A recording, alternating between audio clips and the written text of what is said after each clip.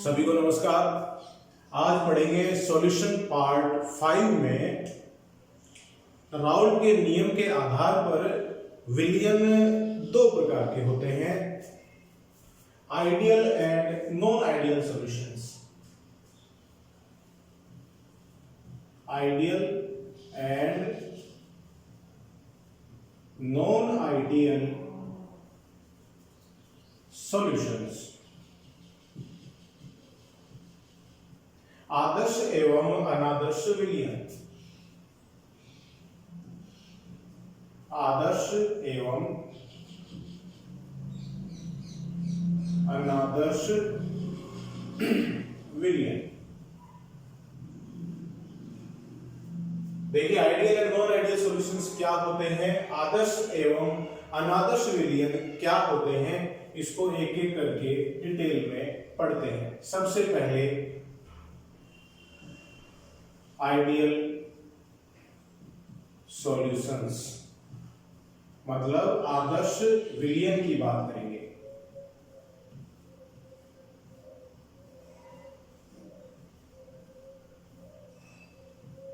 देखिएगा, अपन ने इस पहले वीडियोस में भी देखा था कि द्विअंगी विलयनों में दो घटक होते हैं। उनमें वह घटक जो कम मात्रा में है उसे विलय और जो ज्यादा मात्रा में है उसे विलायक कहते हैं। माना दो घटक हैं, उसमें से एक को मैंने लिखा A और दूसरे को लिखा B और दोनों मिलके विलयन बना रहे हैं। A है, ये है विलायक और B मान लेते हैं विलेय है। ठीक है।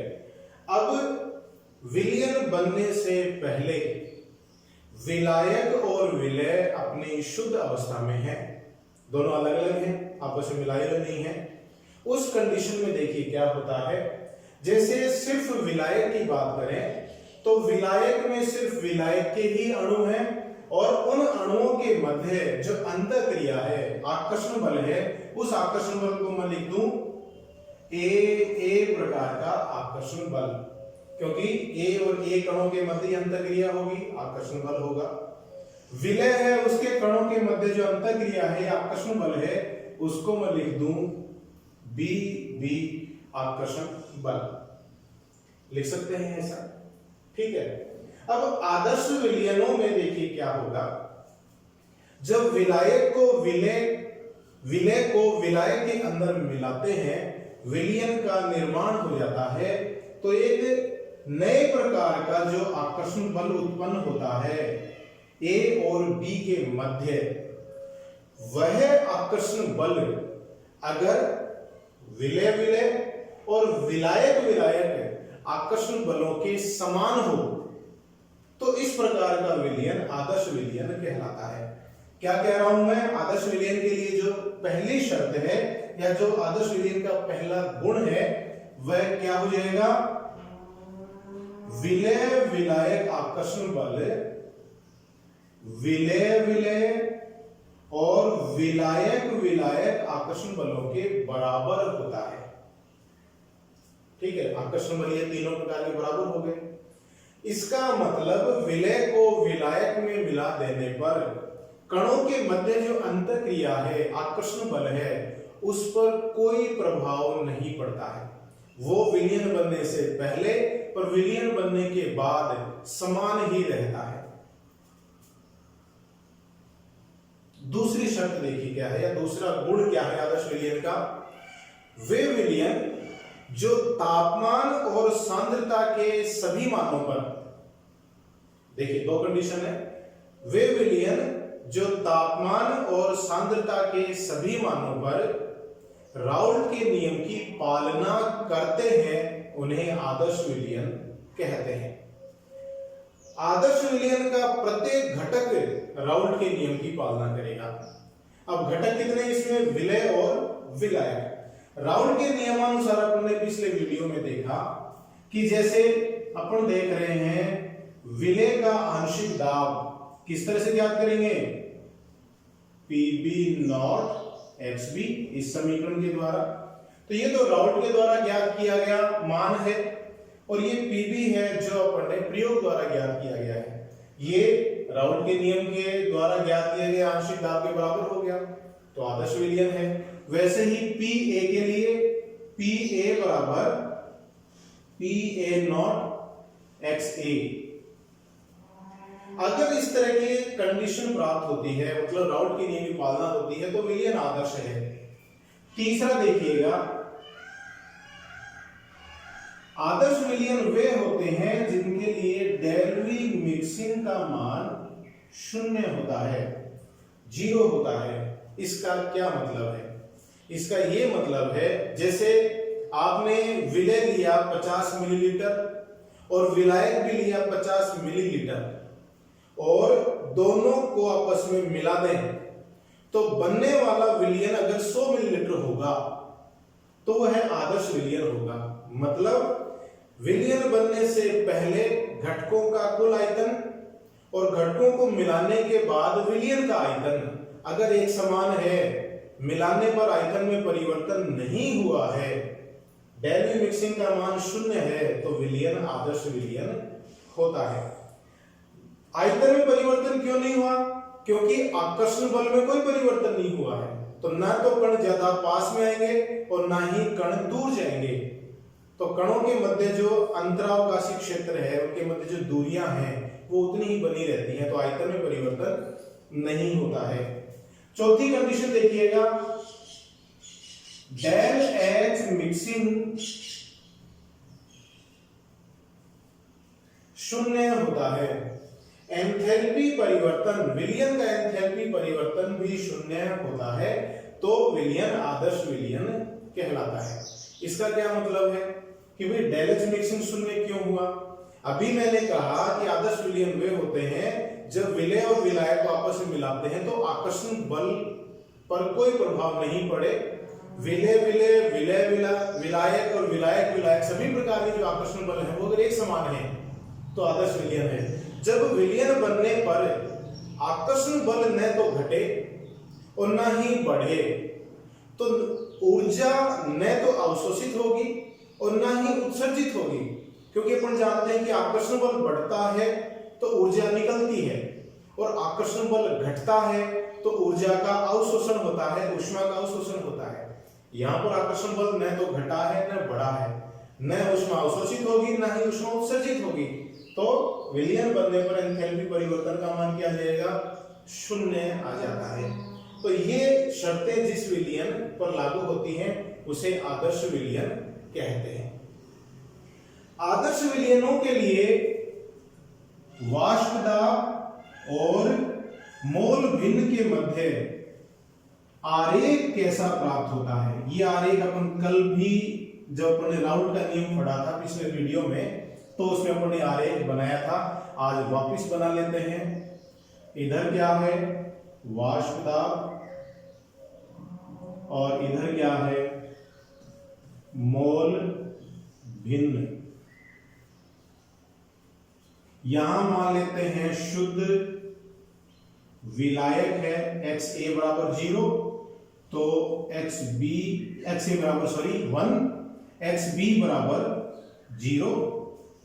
यहां इस बिंदु पर है एक्स ए बराबर 0 और एक्स बी बराबर 1। ए विलायक है, मान लेते हैं शुद्ध अवस्था में इसका जो वाष्प दाब है PA0 वो इतना है। यहां पर शुद्ध विलय है और इसके वाष्प दाब को मान लेते हैं PB0, इसका मान इतना है। विलय है, उसकी वाष्पशीलता विलायक की वाष्पशीलता से ज्यादा मान रहे हैं। जब बाएं से दाएं जाते हैं तो विलायक का मान घटता जा रहा है और विलय का मान बढ़ता जा रहा है। तो XB देखिए यहां 0 यहां 1 है, विलय का मान बढ़ता जा रहा है, तो विलयन में इसके आंशिक वाष्प दाब का मान भी बढ़ता जाएगा, क्योंकि राउट के नियमानुसार विलयन में PB बराबर PB0 XB होता है। ठीक है, क्योंकि PB है वो XB के समानुपाती है। बाएं से दाएं जाते हैं तो विलायक है उसका मोल भिन्न कम होता जा रहा है, तो उसका आंशिक वाष्प दाब चूंकि मोल भिन्न के समानुपाती है इसलिए कम होता चला जाएगा, PA0 XA। तो ये विलय और विलायक के लिए हो गया। विलयन के लिए क्या होता है, PA प्लस PB है, तो दोनों को जब जोड़ेंगे तो ये आरेख प्राप्त होगा। ये है PS बराबर PA प्लस PB। देखो किसी भी स्थिति में जैसे अगर यहां देखूं तो ये मान हो गया PB का, ये मान हो गया PA का, तो इस मान को इसके साथ जोड़ेंगे तो इतना आ जाएगा। तो किसी भी मोल भिन्न के मान पर विलयन के कुल वाष्प दाब का मान ज्ञात करेंगे, तो PA के मान को PB से जोड़ देंगे तो ये मान प्राप्त हो जाता है। कल अपन ने देखा था ये आरेख y बराबर mx प्लस c के समान है। कल अपन ने इसको ढंग से पढ़ा था, डिटेल में पढ़ा था, ढंग से तो आज ही पढ़ रहे हैं, मतलब डिटेल में पढ़ा था। तो इस प्रकार का आरेख अगर प्राप्त हो रहा है तो विलयन क्या हो गया, आदर्श विलयन हो जाता है। आदर्श विलयन के कुछ उदाहरण ले लेते हैं।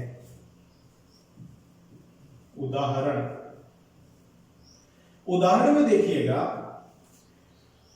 आदर्श विलयन उन विलय और विलायक के आपस में मिलाने पर प्राप्त होता है जिनके भौतिक गुण लगभग एक जैसे होते हैं, जिनके अणुभारों में भी ज्यादा अंतर नहीं होता है, वे एक ही क्रियात्मक समूह से संबंधित होते हैं, एक ही समजातीय श्रेणी से संबंधित होते हैं। समजातीय श्रेणी में भी आसपास के ही वो सदस्य होते हैं, मतलब उनके भौतिक गुणों में ज्यादा परिवर्तन नहीं होता है। जैसे उदाहरण के तौर पर देखें, नॉर्मल हेक्सेन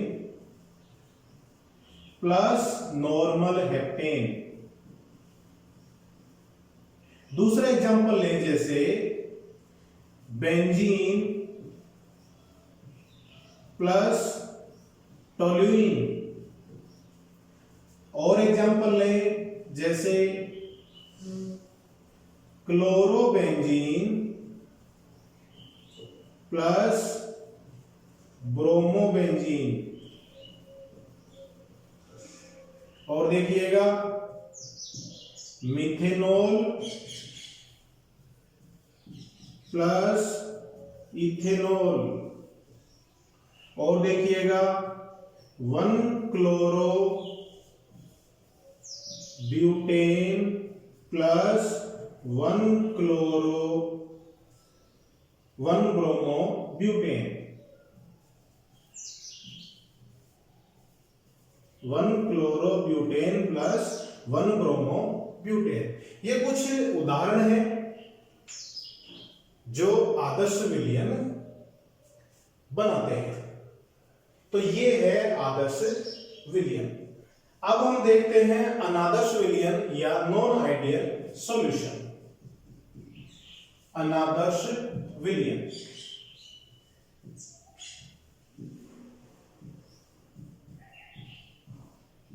अनादर्श विलयन फिर दो प्रकार के हैं। एक है धनात्मक विचलन दर्शाने वाले अनादर्श विलयन।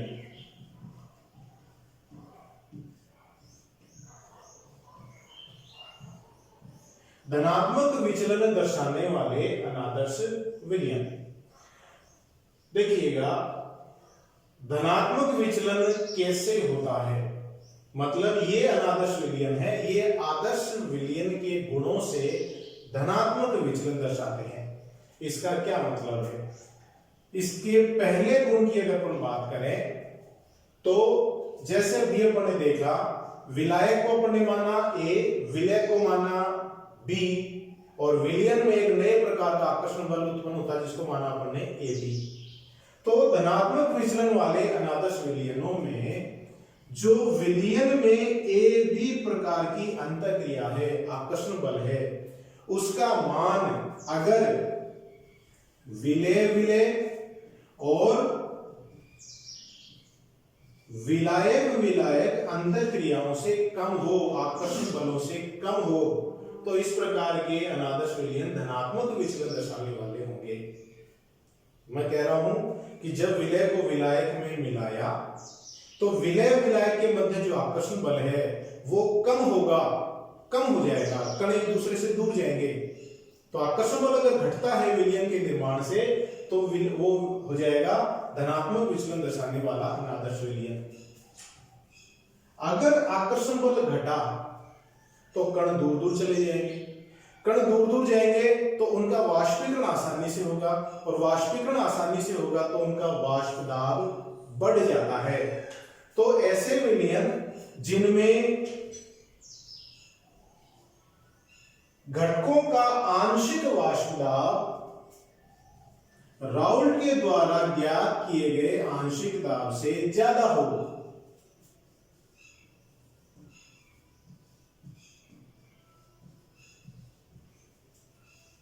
घटकों का मतलब पीबी और पीए का जो आंशिक वाष्प दाब है वो राउल्ट के द्वारा ज्ञात किए गए आंशिक वाष्प दाब से ज्यादा है, तो अपन बोलेंगे धनात्मक विचलन दर्शाने वाले अनादर्श विलयन। तीसरा देखिए, इनके लिए डेल वी मिक्सिंग का मान शून्य से ज्यादा होता है, मतलब विलय को विलायक में मिलाने पर आयतन बढ़ता है। जैसे 50 मिलीलीटर विलय को 50 मिलीलीटर विलायक में मिला देते हैं तो विलयन बनने से पहले कुल आयतन कितना हुआ 100 मिलीलीटर, लेकिन विलयन बनने के बाद जो विलयन का आयतन है वो 100 मिलीलीटर से ज्यादा होगा। आयतन ज्यादा क्यों हुआ? क्योंकि विलय और विलायक के मध्य आकर्षण बल कम है, कण ज्यादा दूर जाएंगे, वो ज्यादा आयतन घेरेंगे, तो आयतन का मान, आयतन परिवर्तन का मान शून्य से ज्यादा है, डेल वी मिक्सिंग शून्य से ज्यादा है, तो धनात्मक विचलन हो गया। इसका अगला गुण है डेल एच मिक्सिंग भी शून्य से ज्यादा होगा, मतलब कण जब दूर जा रहे हैं तो आकर्षण बल घट रहा है, और आकर्षण बल जब घटता है तो ऊर्जा का अवशोषण होता है, और ऊर्जा का अवशोषण होता है तो डेल एच का मान धनात्मक हो जाता है, एंथैल्पी परिवर्तन धनात्मक है, और धनात्मक कब होगा? जब उसका मान शून्य से ज्यादा होता है। ठीक है, तो ये गुण है जो धनात्मक विचलन दर्शाने वाले अनादर्श विलयन दर्शाते हैं। अब इनके लिए आरेख देखिए कैसे प्राप्त होगा। ये आरेख इनके लिए है आदर्श विलयन के लिए। अपन पढ़ रहे हैं धनात्मक विचलन। धनात्मक विचलन में जो आंशिक वाष्प दाब है वो राउल्ट के द्वारा ज्ञात किए गए आंशिक वाष्प दाब से ज्यादा होंगे, पीबी का मान भी ज्यादा होगा, पीए का मान भी राउल्ट के नियम से ज्यादा होगा। तो देखिए ये जो आरेख है इस आरेख से ऊपर प्राप्त होता है ऐसे, ये भी ऐसे प्राप्त होगा, ऊपर प्राप्त होता है आदर्श विलयन का जो आरेख प्राप्त हो रहा है उससे इस तरह से डॉट डॉट डॉट वाला जो दर्शा रहा हूं वो धनात्मक विचलन वाले विलयनों के लिए है, तो विलयन का कुल दाब भी ऊपर आ जाएगा, इससे ऊपर प्राप्त होता है। तो यह धनात्मक विचलन दर्शाने वाले अनादर्श विलयन। अब इसके कुछ उदाहरण ले लेते हैं। अब धनात्मक विचलन दर्शाने वाले अनादर्श विलयनों के कुछ उदाहरण ले लेते हैं। तो देखिए ये आपके सामने धनात्मक विचलन दर्शाने वाले कुछ विलयनों के उदाहरण हैं। First, acetone plus carbon disulphide CH2। दूसरा उदाहरण है एसीटोन प्लस एथेनॉल C2H5OH। तीसरा उदाहरण है एसीटोन प्लस बेंजीन। चौथा उदाहरण है एथिल एल्कोहल प्लस H2O। पांचवा उदाहरण है CCl4 carbon tetrachloride plus benzene. छठा उदाहरण है मेथिल एल्कोहल प्लस H2O। सातवां उदाहरण है CCl4 प्लस CHCl3 मतलब कार्बन टेट्राक्लोराइड प्लस क्लोरोफॉर्म। तो ये कुछ उदाहरण हैं जो राउल्ट के नियम से धनात्मक विचलन दर्शाते हैं, मतलब धनात्मक विचलन दर्शाने वाले अनादर्श विलयन है। अब देखिए अपन देखते हैं ऋणात्मक विचलन दर्शाने वाले अनादर्श विलयन। इन विलयनों के लिए जो पहला गुण है वह क्या होगा? विलय विलायक आकर्षण बलों के मान, विलय विलय और विलायक विलायक आकर्षण बलों से ज्यादा हो जाते हैं। धनात्मक विचलन में विलय विलायक आकर्षण बल के मान कम थे और ऋणात्मक विचलन में विलय विलायक आकर्षण बल के मान विलय विलय और विलायक विलय आकर्षण बलों से ज्यादा हो जाएंगे। जब आकर्षण बल ज्यादा हो जाते हैं तो कण एक दूसरे को मजबूती से बांधे रखते हैं, उनका वाष्पीकरण कम होता है और वाष्पीकरण कम होगा तो उनके वाष्प दाब का मान भी कम हो जाता है। वाष्प दाब का मान कम हो जाएगा तो इसके लिए जो दूसरा गुण है वह उत्पन्न हो जाता है। वह गुण देखिए क्या है कि इन विलयनों के लिए विभिन्न घटकों के आंशिक वाष्प दाब राउल्ट के द्वारा ज्ञात किए गए आंशिक वाष्प दाबों से कम होते हैं। पीबी का मान देखिए राउल्ट के द्वारा ज्ञात किए गए आंशिक वाष्प दाब से कम है, पीए का मान भी कम है। अर्थात वे विलयन जो राउल्ट के नियम से ऋणात्मक विचलन दर्शाते हैं उन्हें ऋणात्मक विचलन दर्शाने वाले अनादर्श विलयन कहते हैं। ठीक है, तीसरा गुण देखिएगा, विलय विलायक आकर्षण बल का मान ज्यादा हो गया।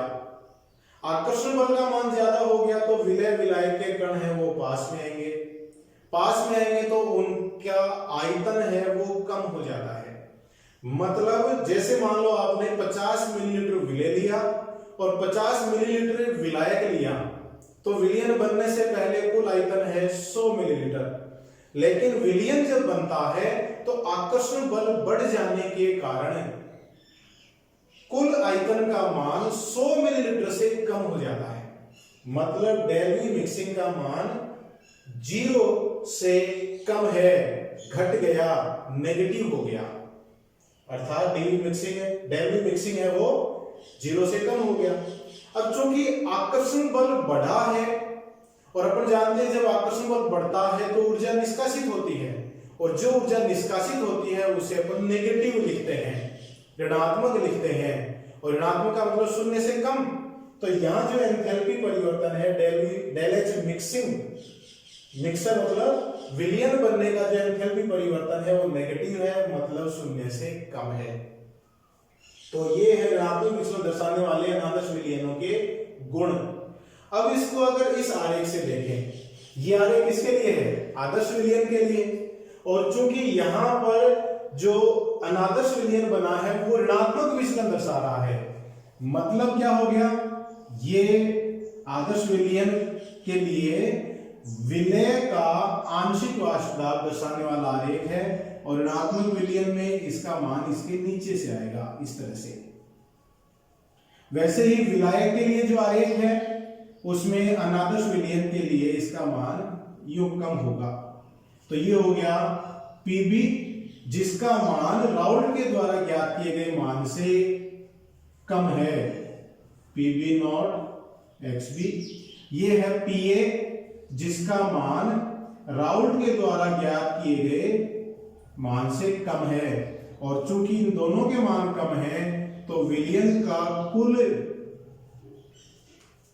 वाष्प दाब आएगा वो भी आदर्श विलयन से कम हो जाएगा। तो ये है पीएस बराबर पीए प्लस पीबी।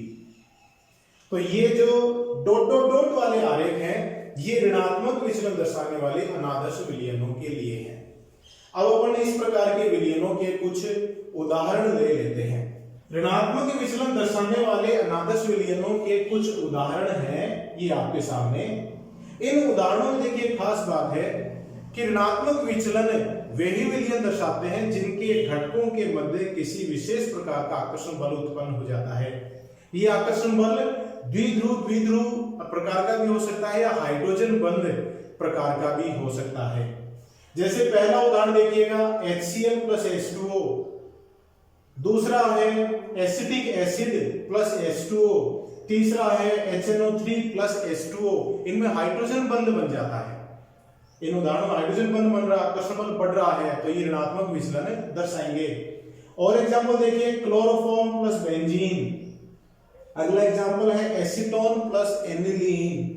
अगला एग्जांपल है क्लोरोफॉर्म प्लस डाइएथिल ईथर। इनमें भी विशेष प्रकार के आकर्षण बल द्विध्रुव आकर्षण बल उत्पन्न हो जाते हैं और आकर्षण बल बढ़ने के कारण ये ऋणात्मक विचलन दर्शाते हैं। तो ये है आदर्श एवं अनादर्श विलयन। अब देखिएगा इसमें अगर अपन आदर्श विलयन की अनादर्श विलयन की तुलना करें तो मोटे तौर पर क्या तुलना हो जाएगी? आदर्श विलयन राउल्ट के नियम की पालना करते हैं, अनादर्श विलयन है वो राउल्ट के नियम से विचलन दर्शाते हैं। आदर्श विलयनों के लिए del H mixing del V mixing के मान शून्य होते हैं, जबकि अनादर्श विलयनों के लिए del V mixing del H के मान शून्य से ज्यादा भी हो सकते हैं और कम भी हो सकते हैं, मतलब विचलन दर्शाते हैं।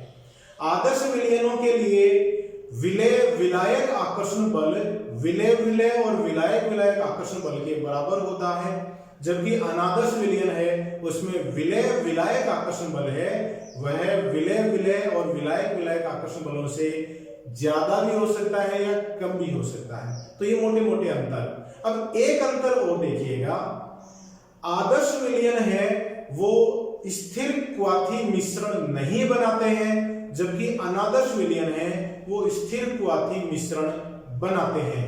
ये स्थिर क्वाथी मिश्रण होता क्या है इसके बारे में पढ़ते हैं।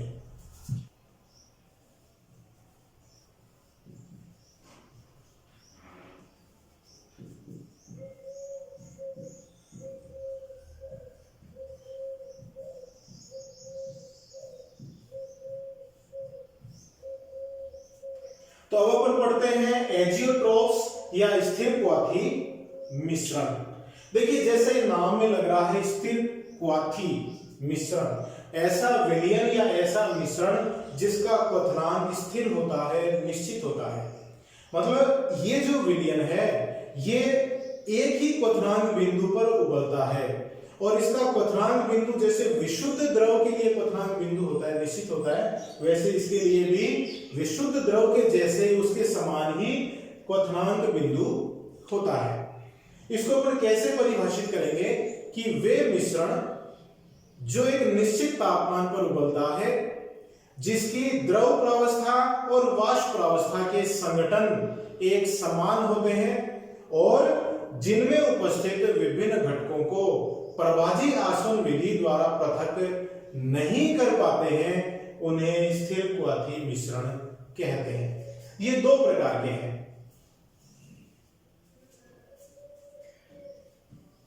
न्यूनतम वाष्पदाबी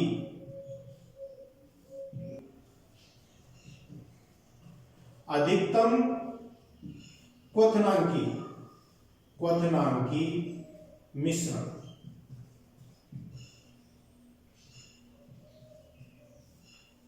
दूसरे प्रकार का है अधिकतम वाष्पदाबी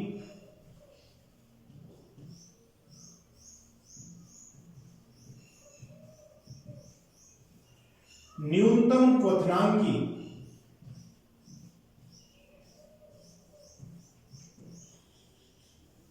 मिश्रण। देखिएगा न्यूनतम वाष्पदाबी मतलब इनके वाष्प दाब का मान कम होता है और क्वथनांक का मान अधिकतम होता है। ऐसा क्यों है उदाहरण से समझते हैं। इस प्रकार की जो मिश्रण है वो है ऋणात्मक विचलन दर्शाने वाले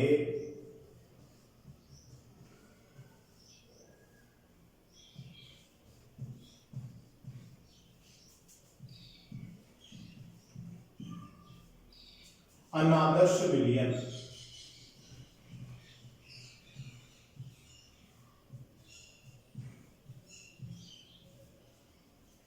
ऋणात्मक विचलन दर्शाने वाले अनादर्श विलयन कौन से होंगे? जिनमें आकर्षण बल बढ़ जाता है। आकर्षण बल बढ़ जाएगा तो वाष्प दाब कम हो जाएगा और आकर्षण बल बढ़ जाएगा तो क्वथनांक का मान उच्च हो जाता है। तो न्यूनतम वाष्पदाबी अधिकतम क्वथनांकी मिश्रण के उदाहरण क्या हो गए? ऋणात्मक विचलन दर्शाने वाले अनादर्श विलयन। दूसरे प्रकार के स्थिर क्वाथी मिश्रण है अधिकतम वाष्पदाबी न्यूनतम क्वथनांकी मिश्रण। न्यूनतम क्वथनांकी मिश्रण। वाष्प दाब अधिकतम है, उनका क्वथनांक क्या है? निम्नतम है। इसका उदाहरण है धनात्मक विचलन दर्शाने वाले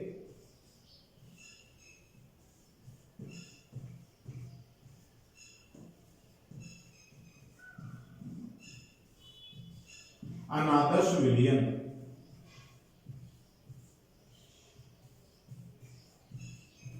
धनात्मक विचलन कौन दर्शाएगा? जिसमें आकर्षण बल, विलयन में आकर्षण बल घट जाएगा, आकर्षण बल घट जाएगा तो वाष्प दाब का मान बढ़ जाएगा, वाष्पीकरण बढ़ जाएगा तो वाष्प दाब बढ़ जाएगा, और चूंकि आकर्षण बल घट गया तो क्वथनांक का मान भी कम हो जाता है। तो ये इस प्रकार से अपन एजियोट्रॉप्स को, ये स्थिर क्वाथी मिश्रण को बता सकते हैं। दो घटकों को जब मिलाते हैं, विलय और विलायक को मिलाते हैं, तो एक निश्चित संगठन पर वो एजियोट्रॉप्स की तरह व्यवहार करते हैं। जैसे मैं बात करूं रेक्टिफाइड स्पिरिट की, रेक्टिफाइड स्पिरिट मतलब परिशोधित स्पिरिट की अगर बात करें, इसमें क्या होता है, 95.5% C2H5OH और प्लस 4.5% H2O होता है परिशोधित स्पिरिट में। अगर कोई विलयन आपने इस संगठन में बनाया है जिसमें 95.5% एथेनॉल है और 4.5% एल्कोहल है, तो ये एक निश्चित तापमान पर उबलता है और इन दोनों घटकों को प्रभाजी आसवन विधि द्वारा पृथक नहीं कर पाएंगे। तो ये क्या हो गया, एजियोट्रोप हो गया, स्थिर क्वाथी मिश्रण हो जाता है। अब विलयन से संबंधित आज के कुछ महत्वपूर्ण प्रश्न। पहला प्रश्न है, क्या हम स्थिर क्वाथी मिश्रण के यौगिकों को प्रभाजी आसवन विधि द्वारा पृथक कर सकते हैं? समझाइए। दूसरा प्रश्न है, आदर्श एवं अनादर्श विलयनों के प्रत्येक के 4 उदाहरण दीजिए। तीसरा प्रश्न है, आदर्श और अनादर्श विलयनों में अंतर बताइए। और चौथा प्रश्न है, अनादर्श विलयनों के लिए वाष्प दाब व मोल भिन्न के मध्य आरेख बनाइए। तो ये था आज का कंटेंट। हाथ धोते रहिए, घर पे रहिए, स्वस्थ रहिए और मेरे वीडियोस देखते रहिए। बहुत बहुत धन्यवाद।